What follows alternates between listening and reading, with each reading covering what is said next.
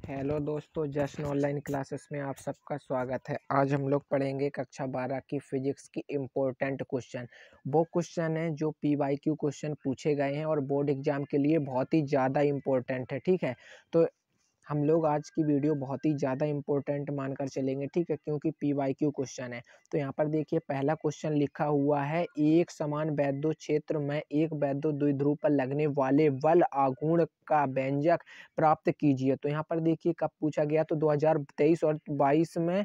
ठीक है, 2017 में भी पूछा गया। तो बात करेंगे एक समान वैद्युत क्षेत्र में वैद्युत द्विध्रुव पर लगने वाले महत्तम बल, ठीक है, आघूर्ण का व्यंजक, ठीक है, प्राप्त कीजिए। तो यहाँ पर देखिए 2022 में भी पूछा गया, 2017 में भी पूछा गया, 2016 में भी पूछा गया और 2014 में भी पूछा गया, 2011 में भी पूछा गया। तो इम्पोर्टेंट क्वेश्चन है बहुत ही ज़्यादा। ठीक है, तो यहाँ पर देखिए इसका आंसर, ठीक है, तो यहाँ पर हम लोग आंसर पढ़ेंगे। देखिए तो यहाँ पर इसका आंसर ये लिखा हुआ है।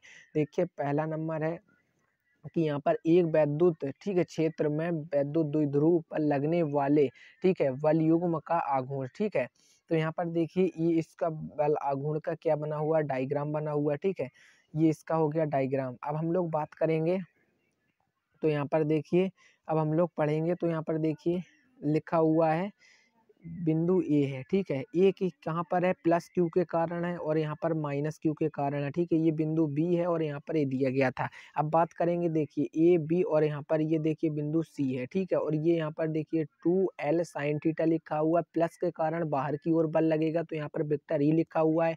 ठीक है, अब और हम इसको बात कर बताएं, तो यहाँ पर देखिए लिखा हुआ है,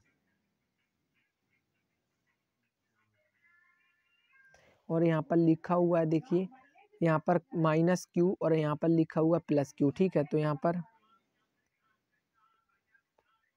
पर देखिए माइनस क्यू लिखा हुआ, तो इसकी दोनों की जो दूरी है वो 2L हो जाएगा। ठीक है, तो यहाँ पर देखिए 0, ठीक है, इसका जो कोण बनेगा, और यहाँ पर देखिए F1 लिखा हुआ है और यहाँ पर F2 लिखा हुआ है। ठीक है, अब यहाँ पर देखिए त्रिभुज ABC में, ठीक है, तो यहाँ पर देखिए त्रिभुज ABC में, तो यहाँ पर देखिए त्रिभुज, यहाँ से इधर की ओर आएंगे हम लोग, ए से बी, ठीक है, और सी, तो त्रिभुज ABC। ठीक है, यहाँ पर ये ऐसा त्रिभुज बन जाएगा ना, तो यहाँ पर त्रिभुज ABC हो जाएगा। अब बात करेंगे साइन थीटा, तो यहाँ पर देखिए ये साइन थीटा दिया गया है। ठीक है, साइन थीटा बराबर AC/2L हो जाएगा, और यहाँ पर देखिए AC बराबर 2L साइन थीटा। ठीक है, तो यहाँ पर देखिए लिखा है, माना एक समान वैद्युत क्षेत्र में एक वैद्युत द्विध्रुव को, ठीक है, थीटा कोण मानकर, क्या मानकर, थीटा कोण मानकर, ठीक है, थीटा कोण बनाते हुए रखा गया है। ठीक है, जिसके बिंदु ए पर प्लस क्यू आवेश तथा बिंदु बी पर माइनस क्यू आवेश रखा गया है। दोनों आवेशों के बीच की दूरी 2L है। ठीक है, अब हम लोग आगे चलेंगे। देखिए इसका अगला जो पॉइंट दिया गया है, देखिए यहाँ पर लिखा हुआ है कि बिंदु ए पर, ठीक है, तो बिंदु ए पर कार्यरत बल है, ठीक है, वेक्टर F1 बराबर QE। ठीक है, और बात करेंगे बिंदु, देखिए यहाँ पर बिंदु बी पर कार्यरत बल F2 बराबर QE। ठीक है, ये हो जाएगा। अब हम लोग जैसे कि आगे बात करेंगे, तो F1, ठीक है, F1 हो जाएगा, और यहाँ पर देखिए F1 व F2, ठीक है, परिणाम में बाहर, ठीक है, परिणाम में बराबर तथा दिशाओं में विपरीत है। ठीक, इन बलों की क्रिया रेखाएं अलग अलग हैं। ठीक है, अतः ये बल युग्म का निर्माण करते हैं। ठीक है, अब बात करेंगे आगे, तो अतः बल युग्म का आघूर्ण तो क्या होगा, तो बल युग्म का आघूर्ण बराबर बल का परिणाम गुणे लंबवत दूरी। ठीक है, तो यहाँ पर देखिए टाउ बराबर F गुणे AC। ठीक है, तो यहाँ पर टाउ बराबर QE into 2L sine theta. तो यहाँ पर जो टोटल निकलेगा वो क्या होगा, देखिए वो होगा टाउ बराबर Q into 2L sine theta. ठीक है, ये हो जाएगा। अब हम लोग आगे चलते हैं। देखिए आगे यहाँ पर लिखा हुआ है, जैसे कि टाउ बराबर PE साइन थीटा। ठीक है, तो सदिश रूप में हम इसको कैसे पढ़ेंगे, तो सदिश रूप में क्या होगा, विक्टर लग जाएगा, तो विक्टर टाउ बराबर विक्टर पी। ठीक है, विक्टर पी गुणे विक्टर ई। ठीक है, ये हो जाएगा। अब विशेष स्थितियों की बात करेंगे, तो यहाँ पर क्या होगा, विक्टर पी, ठीक है, तो विक्टर पी तथा विक्टर ई दोनों एक ही दिशा में हो तब, ठीक है, तो क्या होगा, थीटा बराबर 0, अतः टाउ पी साइन 0 बराबर 0। ठीक है, अब हम लोग आगे चलते हैं, तो देखिए यहाँ पर लिखा हुआ है कि विक्टर पी तथा विक्टर ई, ठीक है, परस्पर क्या है, लंबवत हो तब। तो थीटा बराबर क्या होगा, 90 अंश बात करेंगे, अतः टाउ टाउ पी साइन 90, ठीक है। तो यहाँ पर टाउ मैक्स क्या निकल के आएगा, पी, ठीक है। अब आगे हम लोग चलते हैं, तो देखिए नंबर 3 पर, तो यहाँ पर विक्टर पी तथा विक्टर ई विपरीत दिशा में हो तब तो थीटा बराबर 180 हो जाएगा, ठीक है। अतः टाउ बराबर पी साइन 180, ठीक है। तो टाउ बराबर पी गुणे 0, तो टाउ बराबर 0 हो जाएगा, ठीक है। अब हम लोग आगे चलते हैं। यहाँ पर देखिए अगला क्वेश्चन लिखा हुआ है, जैसे कि यहाँ पर देखिए अगला क्वेश्चन दिया गया है। अगला क्वेश्चन लिखा हुआ, देखिए यहाँ पर लिखा हुआ, वैद्युत द्विध्रुव के कारण निरक्षीय स्थिति में वैद्युत क्षेत्र की तीव्रता का व्यंजक प्राप्त कीजिए, ठीक है। तो किसमें, निरक्षीय स्थिति में पूछ रहा है हमसे, ठीक है। तो यहाँ पर देखिए निरक्षीय स्थिति क्या होगा, तो देखिए यहाँ पर लिखा हुआ है निरक्षीय स्थिति में वैद्युत क्षेत्र की, तो यहाँ पर देखिए आगे लिखा हुआ है, देखिए ये किसका है, तो निरक्षीय स्थिति का डायग्राम है, ठीक है। ये पूरा हम लोग बात करेंगे तो किसका है, निरक्षीय स्थिति का डायग्राम है, ठीक है। तो यहाँ पर देखिए ये इतना, अब इसको हम लोग कैसे करेंगे तो वो देखते हैं। देखो यहाँ पर लिखा है प्लस क्यू और यहाँ पर लिखा है माइनस क्यू, ठीक है। ये देखिए यहाँ पर लिखा हुआ है माइनस क्यू। अब हम लोग आगे बात करेंगे, तो देखिए एक बिंदु ए है यहाँ पर और यहाँ पर बिंदु बी दिया गया है, ठीक है। इसका मध्य बिंदु यहाँ पर ओ दिया गया है, ठीक है। तो यहाँ पे बी से ओ तक की दूरी कितनी दी गई है, एल दी गई है, ठीक है। ओ से ए तक की दूरी कितनी दी गई है, ओ से ए तक की दूरी एल दी गई है, ठीक है।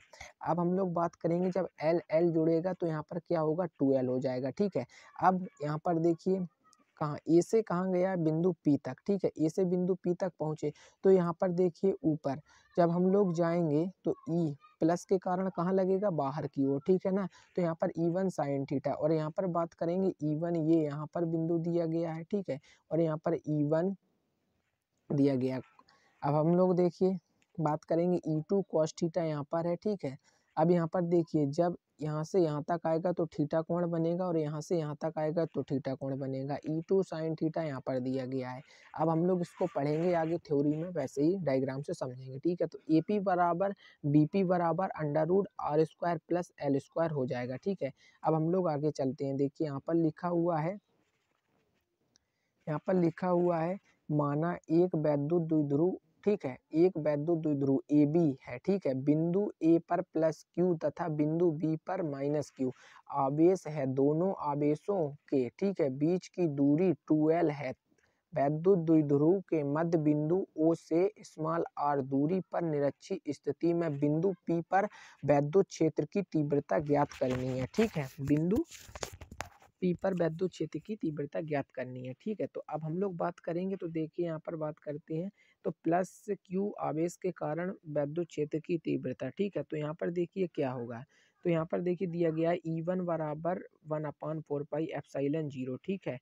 एप्साइलन 0 यहाँ पर दिया गया है, इंटू Q/√r² प्लस L² का होल स्क्वायर, ठीक है। बात करेंगे E1 बराबर 1/4πε0 Q/r² प्लस L², ठीक है। यहाँ पर ये हो जाएगा। अब हम लोग आगे चलते हैं, तो यहाँ पर देखिए लिखा हुआ है माइनस क्यू आवेश के कारण वैद्युत क्षेत्र की तीव्रता, तो माइनस क्यू आवेश के कारण वैद्युत क्षेत्र की तीव्रता, तो यहाँ पर देखिए E2 बराबर, तो यहाँ पर लिखा है 1/4πε0 इंटू Q/√r² प्लस L² का होल स्क्वायर यहाँ पर दिया गया। अब E2 बराबर 1/4πε0 इंटू Q/r² प्लस L², ठीक है।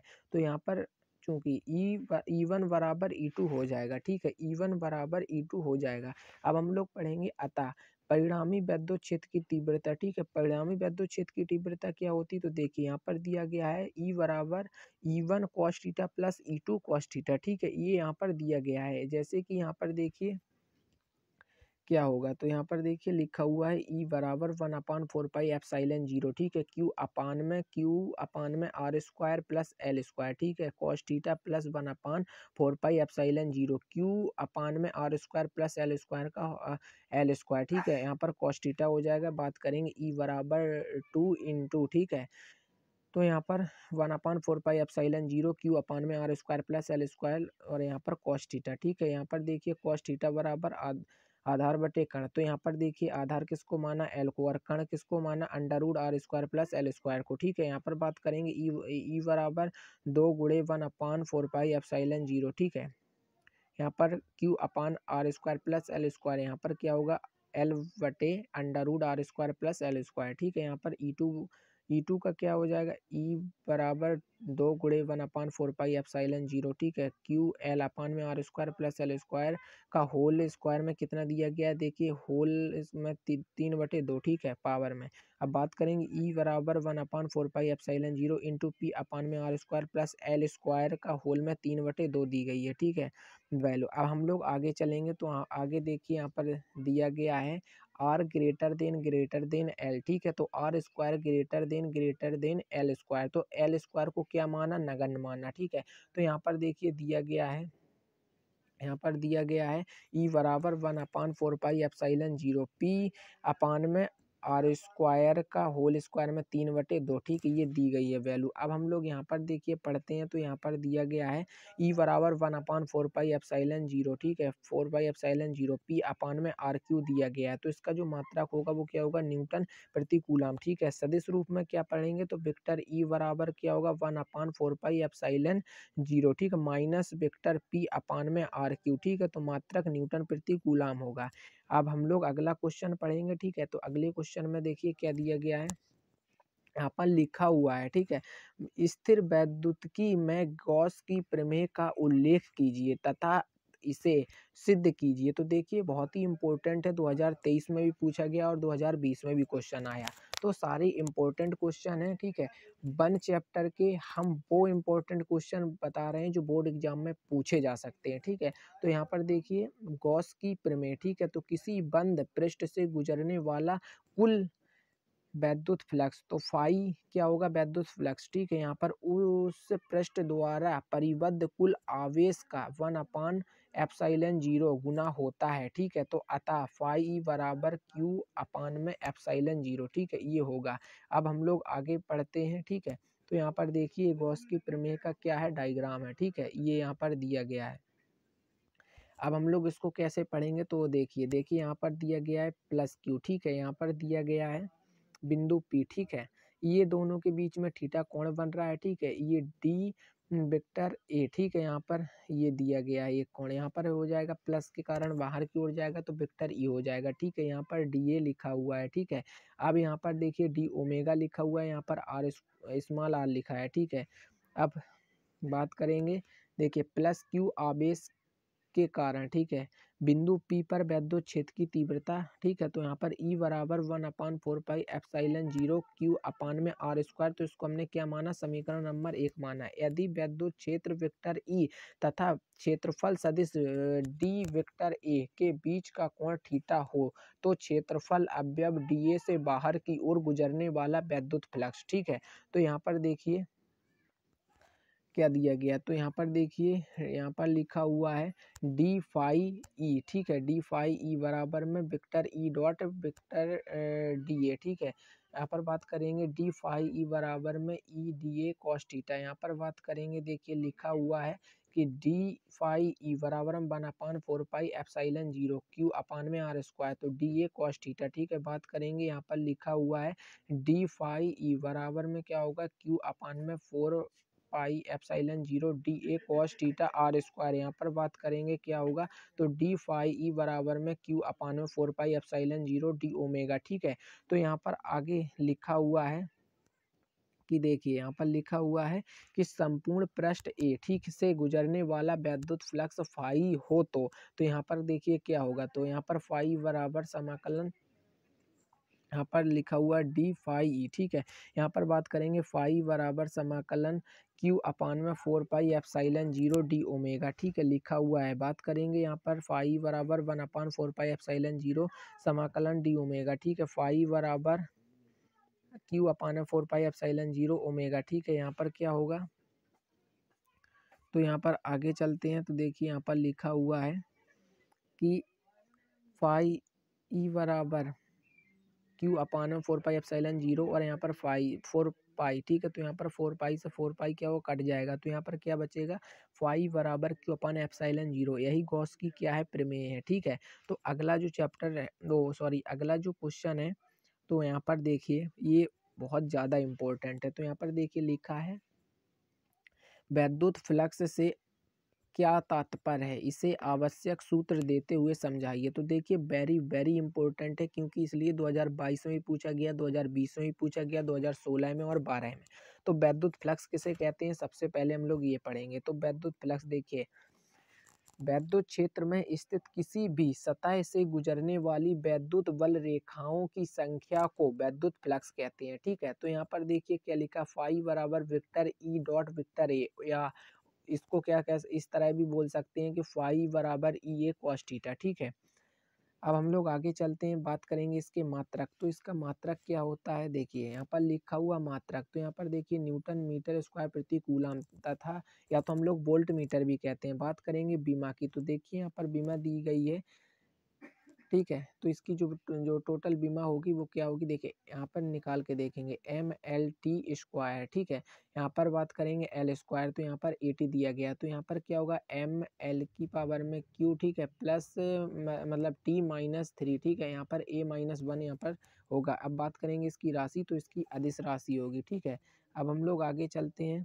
तो ये फाई का मात्रक आपका होमवर्क है, ठीक है। कमेंट में वीडियो को जरूर बताना।